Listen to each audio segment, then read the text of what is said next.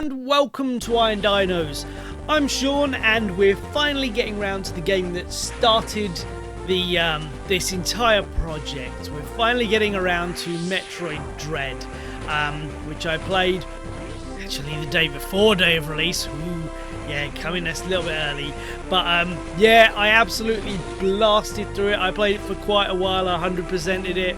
It's an absolutely wonderful game, but as usual, we'll start by going through the story and then we'll get on to talking about the rest of it. So without any further ado, the game opens by showing the Metroid and revealing that they are extinct as per the law of the previous game. It then explains the X-Parasites. Now, I was already slightly blown away because I kind of expected this to be a soft reboot, like back to basics kind of game. Like just basically saying, okay, fusion happened, but you know, the Federation were already cloning Metroid, so they're out there and this, that and the other, and you know, space pirates and stuff like that. But no, this just goes straight into, right, this is what happened at in Fusion, and we are just absolutely going from this point, which is fantastic, especially considering that Fusion is like, I'd say it's almost like at this stage it's almost kind of the dark horse of the Metroid franchise. Like it's not referenced that often by Nintendo, like the Prime series all avoided it and stuff like that, and was set prior to it and stuff. It's not that readily available. I believe it was actually on the 3DS and the Wii U digital stores, which is when Nintendo finally went, hey, maybe you want to like pay us for these games that we released a long time ago. We're like, yes please, we would like to do that, Nintendo, because I prefer that to, you know, I'd rather pay a $5 to Nintendo to play it on there than resort to piracy, which is what I wound up doing because I didn't buy a Wii U because it wasn't very, well, it's not that it wasn't very good, it relied too much on a gimmick, and I was like, but anyway, we're getting way off topic here already. We're supposed to be talking about the story of Metroid Dread, so sorry. We're treated to a quick recap of the events of Fusion, concluding with the destruction of SR-388, the Metroids, and the X-Parasite. However, the Galactic Federation receive a short video, and in the background appears to be an X-Parasite floating about. They trace the video transmission to a planet called ZDR and send a team of EMI, extraplanetary multiform mobile identifiers, someone really wanted our initials to spell shield, large research robots designed to, among other things, extract DNA samples to investigate. In a shocking turn of events, communication with the EMI is quickly lost. They are so...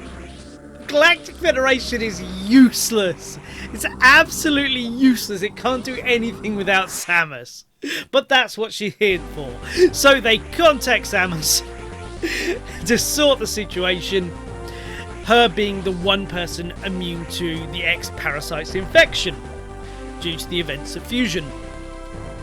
As Samus pilots to the obscure planet Adam, the AI from Fusion, now functioning as her ship's AI, questions why she's taking the mission as the reward is insufficient. Of course, he's still calling her lady, which is a carry-on from the previous game.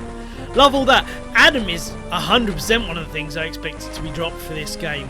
I really expected that to go, so yeah, really pleased to see that back. Samus awakens on a broken stone floor. Her suit strips of Her suit stripped down to the essentials as she looks towards a broken doorway, seemingly overlooked by a sculpture of a Chozo. She recalls descending to the planet as she loses contact with Adam.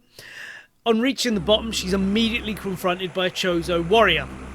A battle ensues, but Samus is unable to damage the Chozo, although a super missile is able to crack its faceplate. The Chozo grabs her by the throat and holds her up, the gun charging aimed at her head. Samus appears to lose consciousness when her eyes bolt open and she's enveloped by a purple energy, which brings us back to the start. Samus wakes, checks the bridge she came in on, but it is destroyed. She explores a bit and finds her first network station, which allows Adam to contact her.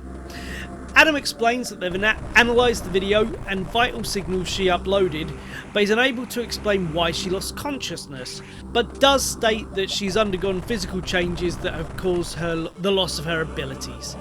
Adam is unable to identify her attacker, but does confirm that they are Chozo. Adam orders her to get to the surface as soon as possible and warns that due to her Metroid DNA, she'll be extremely vulnerable to cold in her stripped down suit. On exploring further, Samus finds herself cornered by a heavily damaged Emmy. She backing away, she discovers a chamber with a mechanical brain-like being known as a central unit. It too is heavily damaged.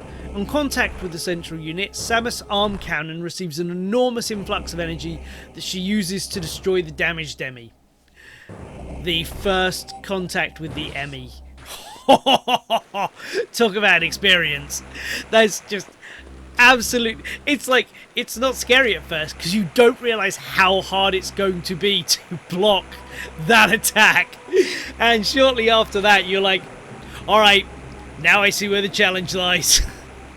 So anyway, on contacting Adam again, Adam reveals that the Emmy have been reprogrammed to prioritise Samus and suggests that ZDR may actually be home to a Chozo warrior tribe. Samus proceeds to destroy a few more central units and Emmy, acquiring new abilities as she explores the vast facility and its interconnected areas until she drops down one too many tunnels and finds herself face to face with Kraid, who looks awesome in this game. Samus initially looks concerned, seeing a large figure floating about in the darkness, but as soon as she realises it's Kraid, she just casually blasts it in the mouth. It doesn't hurt that Kraid is changed by his hands and head. At the midpoint, Kraid manages to wrench an arm free, but Samus is used to all of Kraid tricks and manages to push the attack until Kraid collapses down into the lava. Along her way, Samus begins finding new upgrades in cube form, held by statues of warrior Chozo, suggesting that at some point the tribes of Chozo began developing different divergent technologies. Of course, in the earlier games, she always finds Chozo of a type that she understands, and they're holding orb-style power-ups. So, thought that was quite cool. Each time she receives an upgrade, she's momentarily enveloped in a little purple glow. Eventually, Samus comes across some hieroglyphs seeming to portray a warrior Chozo commanding a legion against the benevolent Chozo that she knows. Remembering her battle with the warrior Chozo, figuring that they may in fact be the leader depicted here, and growing angry, her hand begins to course with purple energy. This grows, envelops her and propels her backwards. Samus gets to her feet, the glow fading as an Emmy slams through the wall and grapples her. Just as things seem desperate, an unseen force turns off the Emmy. As Samus stares at the inanimate robot, she's approached by another Chozo, one from the tribe she knew.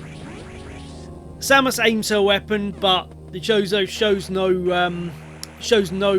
willingness to attack and bows, at which point Samus recognises this gesture and lowers her weapon. And what follows is a frigging wonderful lore dump. So, the Chozo takes Samus back to the control centre, where he turned off the Emmy, and introduces himself as Quiet Robe of the Thoha tribe. And then explains that the Chozo that attacked her is Ravenbeak of the Morkin tribe. The Thoha and Morkin tribes combined their skills to try and contain the Metroids on SR-388, which were growing as a threat. The Thoha wanted to wipe them out, however Ravenbeak betrayed them, intending to bring the Metroids to ZDR to use as a bioweapon. I always want to put numbers on the end of ZDR, I don't know why, it's just ZDR. Anyway, Ravenbeak was preparing ZDR before rounding up the Metroids. However, his plans were halted as one of the warriors that returned from the assault on SR-388 wasn't as they seem. They had been replaced by an ex-parasite.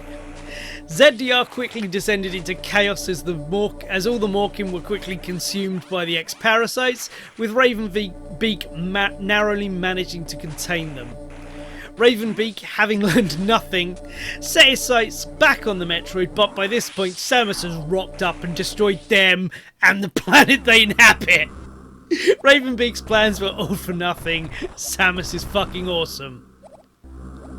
But Samus becomes the new plan, because of the Metroid DNA that is now part of her. Ravenbeak has co-opted the ME to use to extract the DNA directly from her. This is why they've been attacking. At this point, Samus replies in Chozo language, which was really sweet, promising to end Ravenbeak's threat. Quiet Robe opens the way for Samus to proceed, only to be shot in the back and killed by a robot Chozo soldier, which Samus then destroys. Samus continues her journey towards the surface, with Adam mentioning that she's still no match for Ravenbeak, while questioning why he didn't just extract her DNA and kill her when they first met. Along the way, she discovers the Morkin's main fortress / barracks, where Ravenbeak sealed the ex-parasites. Ravenbeak unleashes them and they quickly take over all remaining life on ZDR. Ravenbeak also sends more Chozo robot soldiers at Samus. An ex-parasite inhabits Quiet Robe's corpse, who wakes up and reactivates the ME. Samus proceeds to make her way... I say proceeds a lot. Samus makes her way... continues to make her way towards the surface, defeating more ME along the journey, until progress is halted by a massive drop in temperature, causing large areas to freeze over and blocking her way. Ultimately, Samus has to return to the heat generator in Kataris and fight a monstrous experiment Z57, which itself has been consumed by X. This is one of my favourite boss fights in the game, actually. Yeah, it's kind of in 2.5D, and it sometimes goes into 3D as this thing goes in and out of the background and stuff. And if you hit it, if you're particularly successful in hitting it in perfect ways and parrying its attacks, you get like little extra cutscenes where you get additional chance to attack it. That was super fun. But yeah, she kills that, obviously, which frees up. It kind of put this goop that comes out of it over the extractions, which stops the heating going to all of the rest of the various parts of the facility. Adam confirms the way is now clear for Samus to get to the planet's surface, and she can use her ship to destroy the planet and the ex-parasite's threat, but also states that while she only has a slight chance of defeating him, Ravenbeak is a threat to the galaxy and must be stopped here. Samus finds Ravenbeak's lab holding specimens of all the creatures from SCR. One breaks free and runs at Samus for an attack. Samus parries it away, but as she does so, her hand starts glowing with the purple energy. She instinctively readies to grab it, her eyes wide with fury or hunger.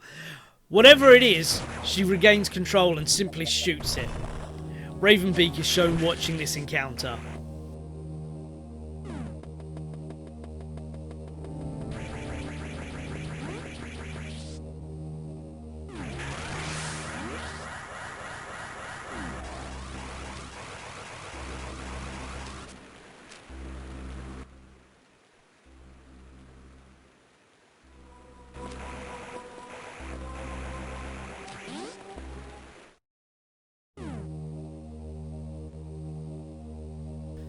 Samus continues making her way through the facility until she finds the final Emmy, with nowhere to go and no means of escape.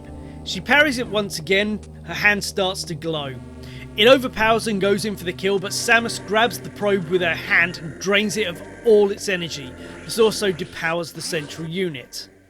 She's then immediately attacked by an ex-parasite infected Chozo warrior, and also destroys this by using her new energy drain ability, this time fully absorbing it into her. Adam explains that she has now fully awakened the Metroid DNA inside her body, as a result of the trials she has faced here on ZDR. He has located Ravenbeak's fortress above the planet's surface and tells her to go fulfill her destiny. On accessing the fortress, she speaks with Adam one last time. Adam explains that she is now a Metroid, and that this would have happened sooner but for the Thoha genes must have slowed the process. So here is a bit of Metroid lore, and I freaking love this so much. It's always been a thing that Samus is a humanoid whose parents were killed by Ridley, the space pirates. Samus was found and raised by Chozo, who imbued her with their DNA and training, which allows Samus to use her suit, which is of Chozo origin. Tying this in now, added to the ex-parasite infection and Metroid DNA from fusion, was a genius idea and works perfectly to bring everything full circle right back to Samus origins. Fantastic. Adam adds that her Thoha genes allowed her body to control the Metroid DNA, but as the Thoha are able to an extent be able to control Metroids, but that her physical prowess implies that she was also given Morkin DNA. Metroids view Morkin as a threat, so her initial fight with Ravenbeak triggered the Metroid DNA to finally kick in fully. This is why she now has the ability to absorb threats while being overtaken by an insatiable hunger and fury. Adam tells her that she is now a danger to the galaxy, but can still be of use if she follows his orders faithfully. She has followed orders perfectly here on ZDR, and, as hoped, this has awakened her Metroid powers. That he was right to allow her to live during their first encounter, and that his plan is the only way to bring order to the galaxy. Samus fires at Adam, revealing the chamber to be a hologram and that she's actually been talking with Ravenbeak the whole time. Adam has never been able to contact her through ZDR's systems. I freaking love this so much. I kind of picked up a little bit about halfway through, because he does start sounding a little more sinister and a little less... Yeah, a lot of what Adam says can be taken two ways a lot of the time, and it kind of ramps up in the second after she meets Quiet Robe. It kind of ramps up a bit from there. But if you talk to other people, like, apparently he doesn't call her lady at all from the start, like from the minute she gets down there. So that's just awesome. Love that. Anyway. So she's now in a chamber with Ravenbeak himself. Ravenbeak says that she's a disappointment, and we get a flash revealing that it is in fact his Morkin DNA that was infused into Samus. He calls her daughter, and the battle is on. We'll come to that in a bit, but Jesus Christ, this fight. Oh, it made me swear, it made me laugh, it made me tear my hair out. It's freaking awesome.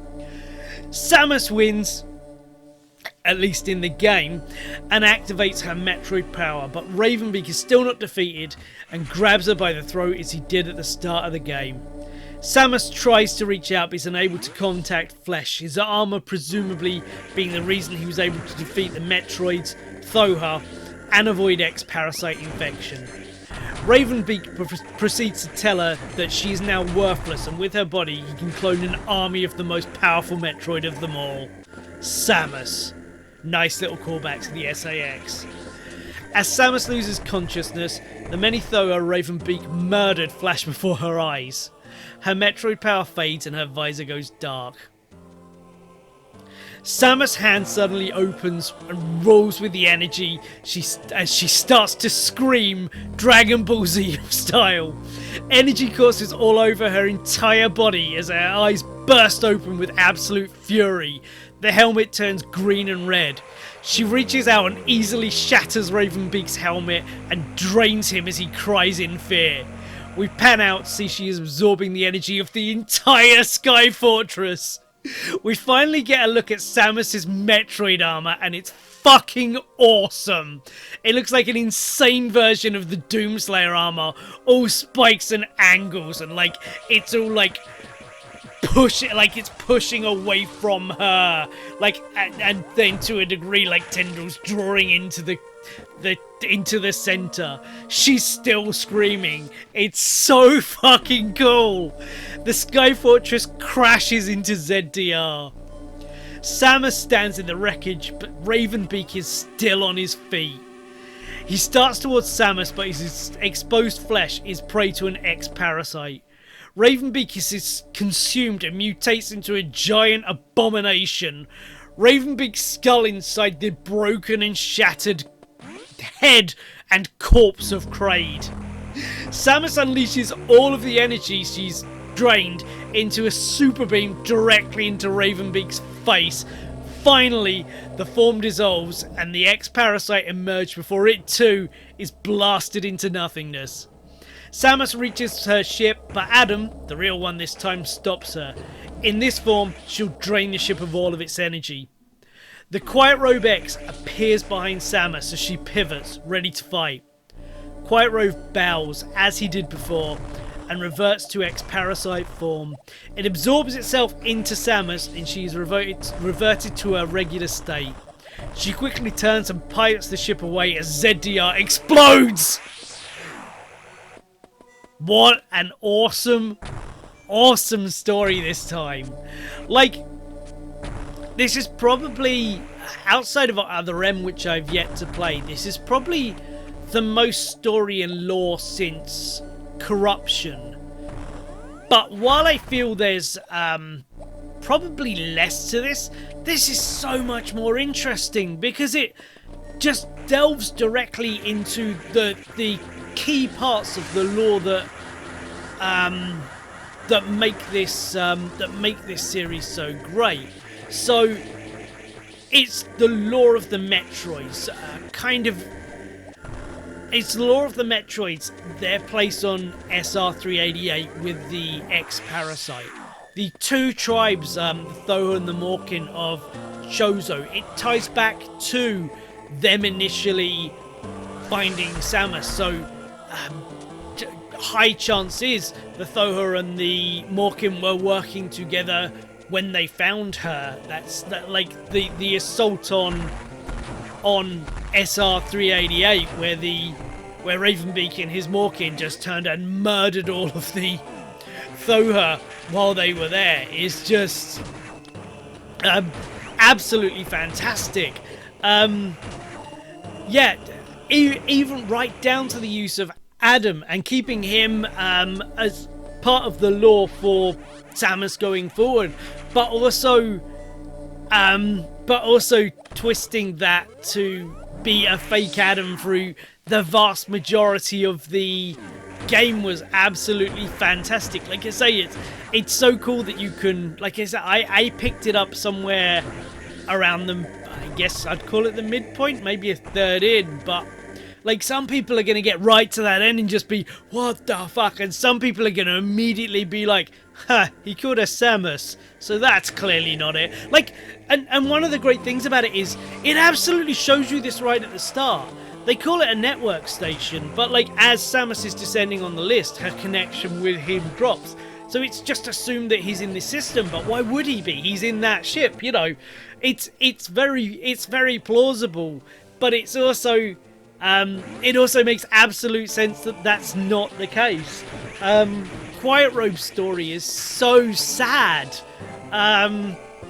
because he was the last remaining the one Thoha that Ravenbeak spared because they have control over the Metroid. So he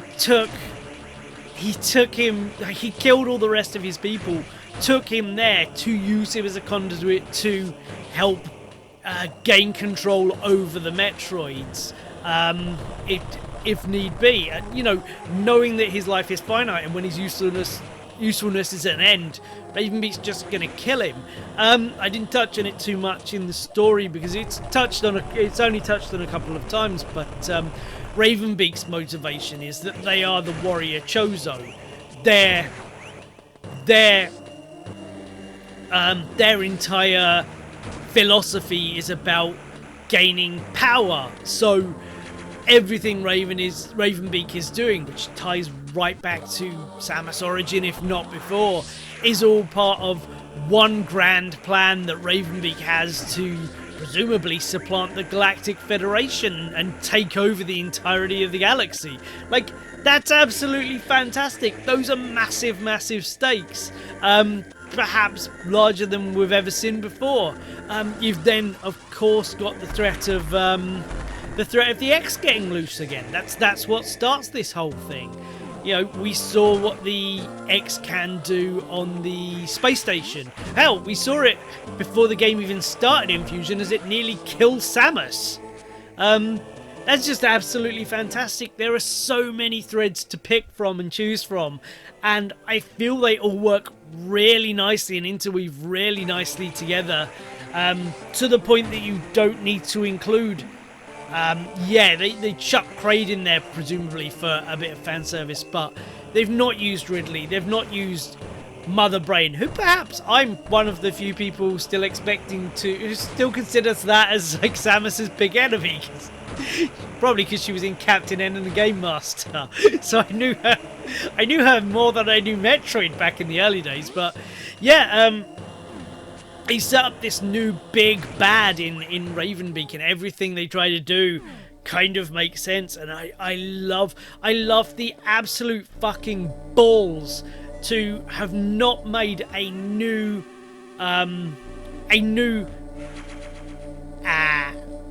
addition to the ongoing story of the main Metroid saga since Fusion. So that was the end. They've not done one in 20 years, and they're like, no, all the Metroids are definitely gone. Like, you've got the thing that Samus is part Metroid and, you know, can be classed as a Metroid, but your classic style of Metroid is not in this game at all. There are no clones of it. There are not, there are none that are secretly hidden away. There are just no Metroids left. The fucking thing is called Metroid. How unbelievably cool is that? This has been seen. They wanted this to draw a conclusion to the original arc that was told over the first 5 games. Metroid, Samus Returns, or Return of Samus, Super Fusion, and this. I think that's it. So, like, yeah, this is drawing that story to a close, and if you want to do it, they've tied this in an absolutely glorious bow. Like, 10 out of 10 for what they have done with the story and the lore of this game. I absolutely love it. The one thing that I miss is the fact that there's not a scanner in this, so I could have pulled even more lore out of this. Like, I am absolutely delighted with what they did here. Oh, and of course the Emmy, because they needed to give. Well, it serves a couple of purposes. They needed the Galactic Federation is, for better or worse, despite being utterly useless, they are a key component of this franchise because they're always kind of in the background and more so in the Prime series and in Fusion, where they're trying to clone Metroids and stuff. So it kind of makes sense that they see the X-Parasite here, and the first thing they think to do is, we'll send our Emmy because then we can try and get one. Because if we send Samus, she's going to blow up the whole fucking planet or something. Like, they can see that coming, and gloriously is exactly what she does. But, like,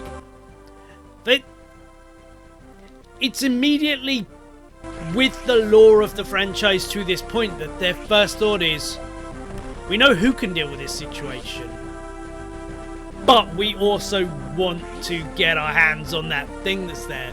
So, in sending the Emmy, it's gives them a presence in the game, even though they're quickly co-opted by the villain Ravenbeak. It still gives them a presence, and then the Emmy themselves, like, it's called Metroid Dread, and there are so many things to be afraid of. Is it like the power of Ravenbeak, the unstoppability of the Emmy, the existential horror of the ex-parasite and being replaced by one or co-opted by one. It's all very, very cool. It all works really, really nicely. Like, so the Emmy themselves, they as mini bosses, they added a great variety, because Metroid Samus is very, very fast in this game, to the point that when I started playing it, I was a bit like, I don't know if I like this. She's too fast. Like, how am I going to learn to control this? Like, I press the button and she's all the way over there. What's going on? Very, very quickly you learn, you know, you get used to the speed in it. And I think it's greatly to the benefit of the game. But when you're in the Emmy sections, like, I enjoyed aggroing them just to see the ways I could escape from them. Because I didn't like using the, a couple of the power-ups, we'll get into them in a bit, but I didn't like using the invisibility cloak and stuff like that. Once or twice where you absolutely have to, but I didn't find that fun. What I like doing is pissing off an enemy, aggroing it, and then running and trying to run for my life, and then like doubling back on myself and launching into slides and all sorts. The slide is so cool. Launching into all stuff like that. I had a lot of fun with that. And I would also sometimes test myself just by letting an enemy catch me and see if I could get away with it. I did feel like it's kind of cool because you don't have to. There are, if I remember correctly, there's 7 enemies in the game, but you don't have to fight all of them. As I mentioned in the walkthrough, a couple of them kind of destroy themselves. But like the actually killing them. So the central units that you fight, which are really bad boss fights, like they never get hard or particularly interesting. I don't know. They almost feel like they were programmed by a different team or something. Like that's one of the few weak points of the game. I just didn't quite get what they were getting at, because there was just no trick to it. But you destroy that and you touch the brain, and then you supercharge your cannon. And then you're locked in a small area with an Emmy. And that in and of itself is a small puzzle, because you have to fire off... it's got like a plate over its head. So you have to continuously fire over that, enough for that to break loose, while still giving yourself enough room to charge up a big shot that you use that instantly incapacitates it. And this face shielding, for want of a better term, does grow back if you can't launch that shot quickly enough. So that was pretty cool. Adding variety to, there are a bunch of other bosses in this, which are, you know, your more standard fare. It's a giant thing. It has a series of set attack patterns and this, that, and the other.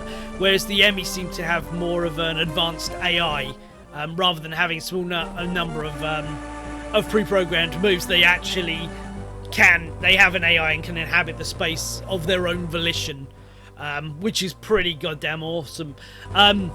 The fight with Ravenbeak at the end is absolutely ludicrous, and I died so many times of it, and I finally beat it and I felt elated. And then he brings up his wings and there's a second even harder phase to it, and I'm like, oh my fucking god. And like, the boss fight is tough. It really requires you to it's easily the hardest part of the game I found, and it really requires you to use all of the skills you've built up by playing hours and hours and hours of this game. It was really frustrating at first, and then you see yourself getting better and better and doing better against it, and it's just kind of like, okay, this is what a final boss should be. It's absolutely demanding that the hours and hours I've played of this be put to good use for the purposes of defeating this guy. But like, the whole game is quite, I feel it can be, with certain exceptions, such as when you're in an enemy zone, if you aggro them, the game is actually like a lot of the other Metroid games. It's kind of as serene or as intense as you want it to be, to a degree. And what I mean by that is that there's a lot of great big open areas to explore, and they're all filled with enemies, but a lot of them you don't necessarily have to aggro immediately, or you can take from a distance, or you can kind of take at your own pace, or you can run around, you know, balls to the wall, and just as soon as you're near an enemy, just wait for that flash and then use the parry move, which is awesome, by the way. It's a really great addition. Took a little bit of getting used to, by a short period, and I absolutely adored it. Use that, and then you can fire a shot straight into them, which largely insta-kills most of the enemies in the game, and off you go. You can really play at your own pace. I like the slightly more slow, methodical, I'm looking at everything, I'm taking my time to appreciate it all. But, you know, at points I had maybe half hour to kill rather than the normal 2 or 3. I'd like to sit down for 2 or 3 or more. I'd like to sit down for it, so it's like, okay, I'll just run through here because I think I know where the next central unit is, and then I can come back and defeat the enemy. So run. It really does offer a wide variety of play styles. To a degree, obviously you're always in it. It's the first Metroid game I ever 100%ed, actually. I was having such a great time with it. I decided to master all of the skills and, yeah, get every single upgrade and stuff like that. And some of them were really, really tough. Really tough. There's a particular one where you have to, I'm sure you'll have seen, you know, playthroughs and speedruns of it, where you've got to build up a shine spark, whatever you want to call it, build up the rush, and then you have to jump down an area, and then you have to run and get onto a slope, because running on a slope maintains it, and then bank it again and get through another small area, fall down, go through another slope, onto another slope, and then all stuff like this. That was pretty tricky. It wasn't the hardest one. I had a real job with I think it's a bit of a puzzle as much as anything. It's the top of the area where you first have a real problem with heat areas and lava and stuff. It's right at the top there on the left, if that makes any sense to you. I found that really tricky, but rewarding. Very rewarding overall. Much like the entire game experience itself, I guess. Yeah, there are a bunch of new, you know, you've got all your standard power-ups. They're all back there, safe, don't worry. But there's a couple of new ones as well. I particularly liked the spider magnet, they call it. It's like Samus can kind of cling to specific surfaces and climb up them. I felt that I enjoyed that as a way of mobility, but I also enjoyed it kind of slowing Samus down. When you've got to use it in an enemy zone, that's pretty cool. Big one is the cloak, the phantom cloak they call it. That allows Samus to turn invisible and move very slowly. It's required to get past certain doors. I didn't find it that useful for the Emmy because they tended to just walk into me anyway, and once they've walked into you, the invisibility cloak is meaningless. But it was a really cool idea that while it won't kill you, it will. You've got like a powers energy bar. When that's gone, if you want to continue using this thing, it will just drain your health. So if you are stuck in an area with an Emmy and you really don't want to turn off that cloak, you have to be draining your energy now, your health, and that drains more if you move. It will drain slowly if you're still.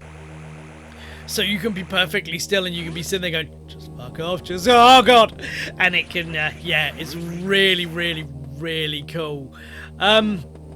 There's a boost for your ball, for your, you know, morph ball. I really liked the way the speed booster was in this. So this time around, basically Samus moves quite quickly anyway. So she'll run at her pace, but then basically the thing on her back will boost her forward, and that will kick it into gear. So it gives you a bit more of a an audio and a visual kind of what's the word I'm looking for? Cue that now you're going to be moving quickly. It's almost like she's hitting a barrier and pushing through it. It's like poof, and then she's going. Whereas in the older ones, it's kind of you run and then it kind of starts doing a noise as she very quickly gets up to speed. I felt this was punchier and worked really nicely. And of course, the Shine Spark is in this. She's got a grapple beam this time, which is more used. It's more used from.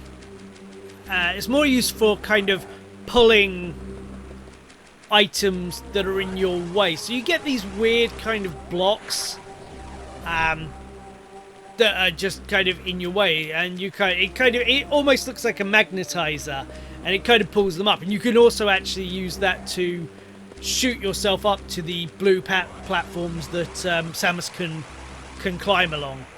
And then there's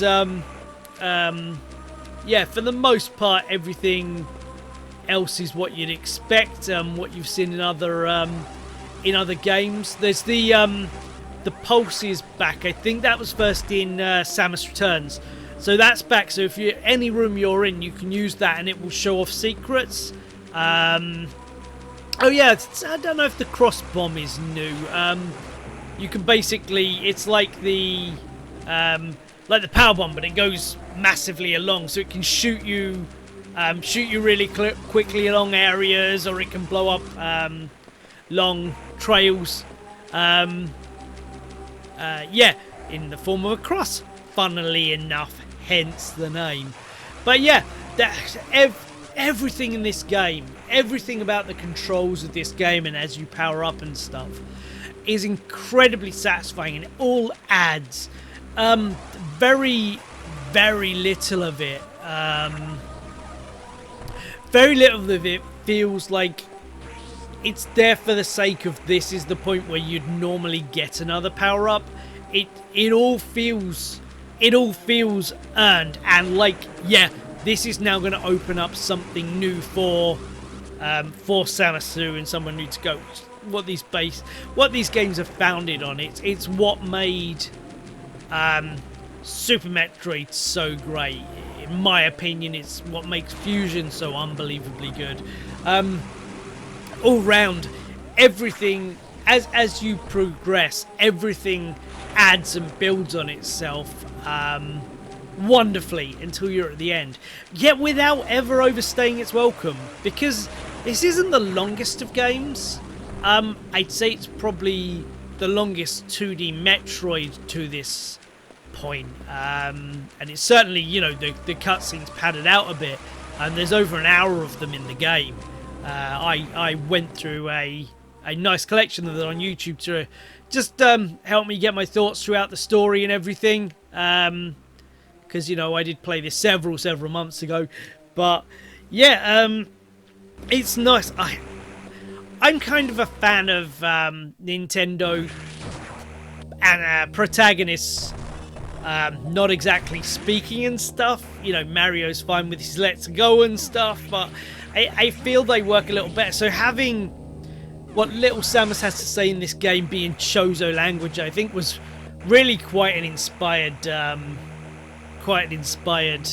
move. And certainly having Ravenbeak and Quiet Road both speaking that language was fantastic. I like the idea. It's another tie to the origin and the childhood of that. Samus knows this language. It's really, really fantastic. But I suppose we should start heading towards the wrapping up point of this. In the next video, I don't really want to do a ranking of them. Essentially, most of the Metroid games are my favourite Metroid game. Do I think Dread was worth the wait? Do I think it is a worthy successor to everything that's come before? Yeah, it's an absolutely incredible game. I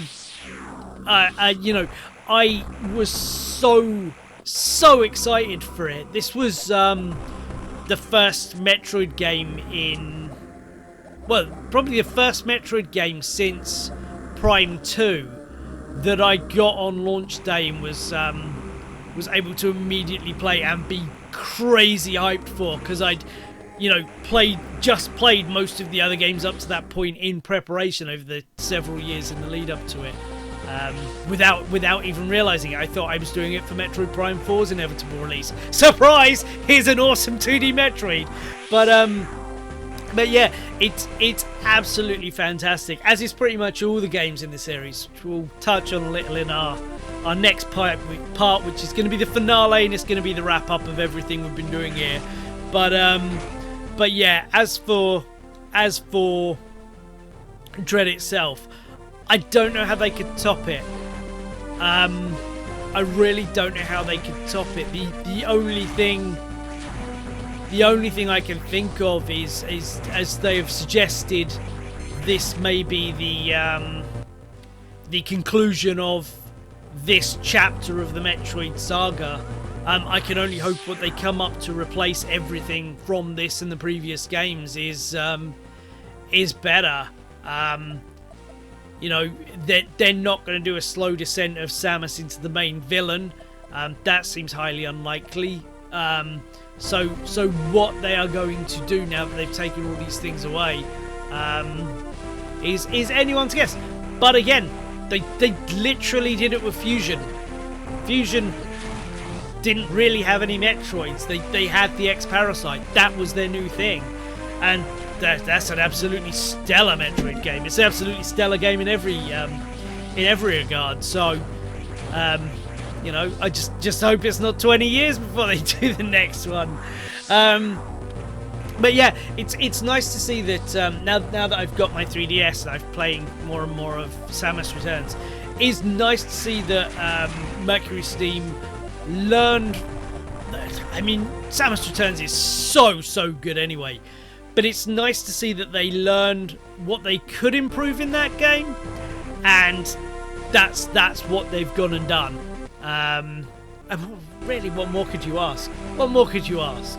Maybe the Federation will turn full heel, or you could, yeah, we've already established bounty hunters in Metroid Prime Hunters and stuff, so, you know, you could do that, but who knows? It's probably fan speculation, but apparently that's what they're doing in Metroid Prime 4. So, yeah, God only knows. But if it's half as good as Dread was, then you're in for an excellent game. If it's as good as Dread, then you're in for an absolute 10 out of 10 experience. So that about wraps it up for our talk about Dread, which went on considerably longer than I was anticipating, but it's a wonderful game. It's got a lot of story. It's just absolutely wonderful. So yeah, let's bask in the glow of the glory of Metroid Dread, and come back next time when we'll be finishing this playthrough. We will be just having a little talk about Zero Mission itself. Kind of meta. Yeah, we'll be talking about Zero Mission itself. I'll just be giving a general final gush about this series that I absolutely love, and I will be bidding a fond farewell to this series of videos that, while I have really enjoyed making them, did turn into an absolute goddamn nightmare at one point. So, thanks for listening. Bye!